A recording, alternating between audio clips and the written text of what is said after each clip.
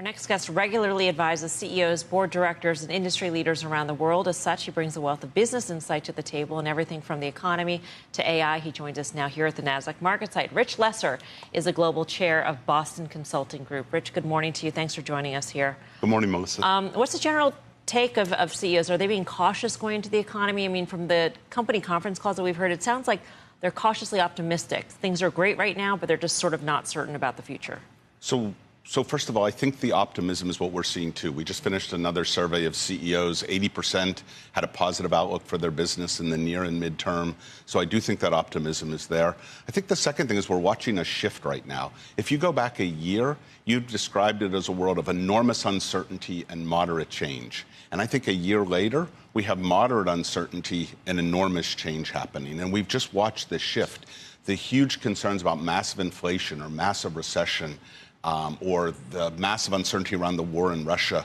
It's not that we don't have uncertainty. I mean, you talk about it all the time. We do. But that's come to more moderate levels. And at the exact same time, the amount of change in the economy, the amount of change in AI and what that's doing and how business leaders are thinking about it, what's happening in climate. Now we're a year into the climate bill and the amount of investments that are occurring there. And I think a sense that this idea of consumers having huge amounts of cash that the government helped support a few years ago and a willingness to pay much higher prices is dissipating. So right now you earn the growth. You earn it through innovation. You earn it through better value delivery to customers. You're not just going to be able to have the pricing freedom. And we saw that even in some of the recent reports from this last week. Right. So that combination of a pressure on innovation, underlying technology change, massive investment in the economy, I think that change is really seeping in deeply amidst the backdrop of all the uncertainty people have been dealing with. One part of the uncertainty is how far the Fed goes and how far the Fed goes in terms of tamping down the strength in the labor market, whether or not we need to tamp that down in order to bring inflation under control. What are you seeing in terms of CEOs' mentality towards hiring? Are they still looking to cost cut and looking for potential efficiencies there, or are they looking to build their workforce? So first, there is a focus on resilience and productivity right now, partly because the pricing power that companies had through the whole COVID crisis, I think, is much less now. So you need to drive performance through productivity. On the flip side, we never saw the layoffs, the preemptive layoffs in the face of headlines around inflation and recession. I mean, in the tech sector where there was huge overhiring, yes, but in general, no. And I think most companies are recognizing that in a world of rapid change, your workforce is your key asset, and upskilling them is huge. And firing today with the belief, well, you'll just hire people tomorrow, is not the way you build the sort of capabilities in the organization that they're going to need. So I don't see that. I don't hear much talk at all about big layoffs or things that, in the face of so many negative headlines, you would think you might hear much more of. Rich, the Journal had a piece earlier this week, and it's the Wall Street Journal. Obviously, they like the private sector, but a lot of spending is being directed by the U.S. government into favored industries, things that they think that we need to do. It doesn't have a great history in the past, and the private sector, guys that have money on the line, sometimes might not do the same thing that a industrial policy would mandate. Right. That you have any worries about that?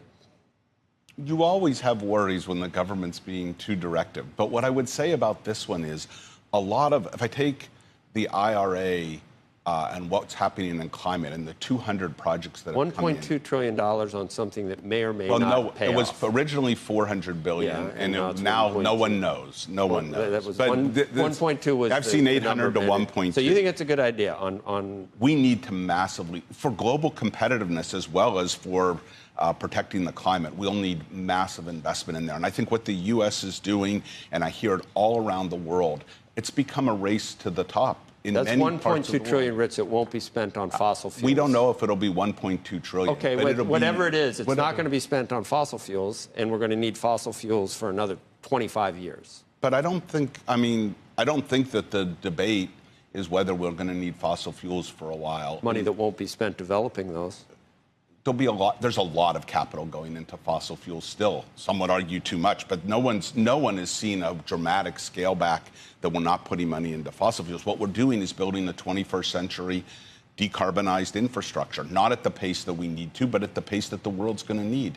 I mean, we see what's going on. The thing that I think people sometimes forget is that the trajectory we're on with carbon and GHG in the atmosphere is twice as bad as what we've experienced this summer. And I think sometimes people lose track of, they think, oh, this is really bad. So what we've experienced in the United States and we're measuring these temperature increases in hundredths of a degree Celsius. So what we're experiencing locally when you look out the window, you think that's indicative of some larger trend on a 4 billion-year-old planet? Oh, yeah. Carbon dioxide in the atmosphere, if you look at it for the last 800,000 years, I can't go back billions. It's 0.04%. It's gone from 250. No, it's 0.04. It's gone from 0.028% to 0.04%. And it's been at levels 100 times that in the past. And we're going to continue to see rises. That's going to be 2.4 degrees is the base plane. That's in the models, which the models in are. The models, well, we're 1.2 plus right now, right, and it's the warmest. And years. It's the warmest year that we've measured since 1979.